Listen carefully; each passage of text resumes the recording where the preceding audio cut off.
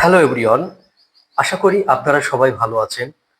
আজ ল্যান্ড ম্যানেজমেন্টের গুরুত্বপূর্ণ একটি বিষয় ৩ প্রকারের খতিয়ান নিয়ে আলোচনা করব।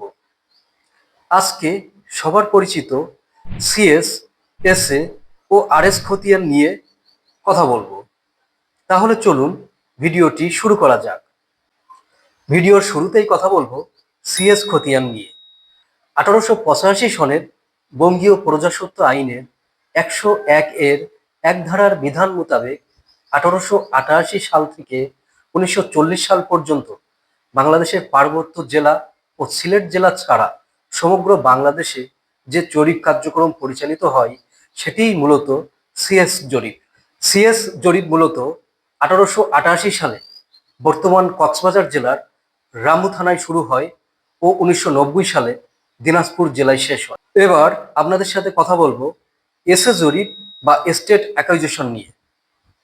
এসএ জরিপ বা এস্টেট অ্যাকুইজিশন জমিদারি প্রথা বিলুপ্ত করে প্রজাকে মালিকে পরিণত করার উদ্দেশ্যে এবং জমিদারদের ক্ষতিপূরণ তালিকা প্রণয়ন করার জন্য জমিদারদের নিকট হতে সংগৃহীত কাগজপত্রের উপর ভিত্তি করে ১৯৫৬ সাল হতে ১৯৬৩ সাল পর্যন্ত যে খতিয়ান প্রণয়ন করা হয় সেটি এসএ বা এস্টেট অ্যাকুইজিশন জরিপ।